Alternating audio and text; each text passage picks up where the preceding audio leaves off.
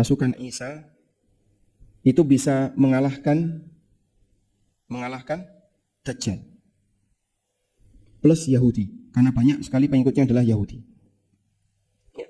Tapi pasukan Isa tidak bisa melawan Ya'juj dan Ma'juj. Tidak bisa melawan Ya'juj, Ma'juj. Nah, maka beliau diperintahkan oleh Allah, ngungsi ke gunung, amankan diri kalian sebelum nanti Ya'juj dan Ma'juj keluar. Karena kalau Ya'juj dan Ma'juj keluar, kalian tidak akan mampu untuk berhadapan dengan mereka. Nah, ini jadi dalilnya. Kaum muslimin kalau mau jihad harus perhitungan. Kalau sekiranya musuhnya terlalu kuat, jangan nekat. Itu sama dengan cari mati. Dan itu tidak diperbolehkan. Wallahu a'lam. Blunder ulama super pintar yang bikin geleng kepala. Pakai hadis Ya'juj Ma'juj buat larang jihad kalau musuh lebih kuat. Bro, bayangin nih. Ada seorang ulama yang namanya udah ngetop banget. Hafalannya gila, fasih ngomongnya kayak air mengalir. Ceramahnya selalu ramai penggemar, gelar sarjana agamanya lengkap. Bahkan orang-orang pada bilang ini rujukan. Tapi suatu hari dia lagi cerita tentang akhir zaman, Dajjal, Nabi Isa, alaihissalam. Terus tiba-tiba keluar statement yang bikin kita semua geleng-geleng kepala sampai leher pegel. Ceritanya gini, ini dia yang ngomong langsung. Ya, pasukan Isa bisa ngalahin Dajjal plus pasukan Yahudi yang ikut dia. Tapi pasukan Isa tidak bisa melawan Ya'juj dan Ma'juj. Maka Allah perintahkan Isa ngungsi ke gunung. Amankan diri kalian sebelum Ya'juj Ma'juj keluar.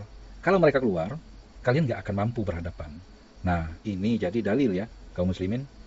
Kalau mau jihad harus perhitungan. Kalau musuhnya terlalu kuat, jangan nekat. Itu sama dengan cari mati dan tidak diperbolehkan. Nah, itu fatwanya dia. Dari satu hadis khusus akhir zaman langsung jadi hukum umum.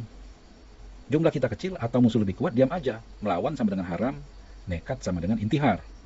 Padahal bro, ini blunder level dewa. Bukan karena dia salah hafal hadisnya. Hadisnya memang sahih dari Muslim.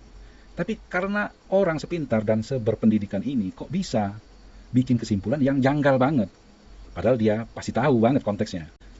Jadi ini bukan kesalahan anak SD yang baru belajar. Ini kayak anak SMA yang udah masuk kelas 12, tapi pas dites 2 kali 6 jawabannya 3. Bukan masalah jawabannya salah, tapi kenapa levelnya udah segini tinggi masih blunder di hal yang dasar banget.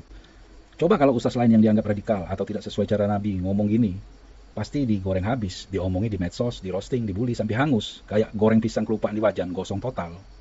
Tapi karena dia ulama mainstream, fasih, banyak fans, statement blundernya malah lolos, bahkan dipuji bijak. Double standar banget kan. Jadi ini kejadian super khusus akhir zaman bro. Bukan perang biasa manusia vs manusia. Ini makhluk perusak massal yang takdirnya cuma Allah yang bisa hentikan. Mirip Nabi Nuh naik bahtera karena banjir global. Atau Nabi Lut kabur dari kaumnya. Bukan aturan jihad sehari-hari.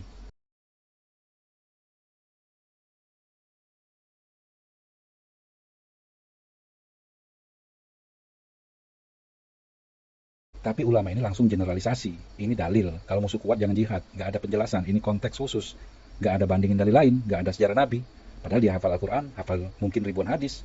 Sarjana agama. Pasti baca kitab fikih jihad. Gak mungkin gak tahu. Nah, kontradiksi ini yang bikin akal sehat awam saja bisa protes. Fikih jihad bilang sebaliknya. Sejarah Nabi dan sahabat langsung ngebantah. Contoh nyata sekarang.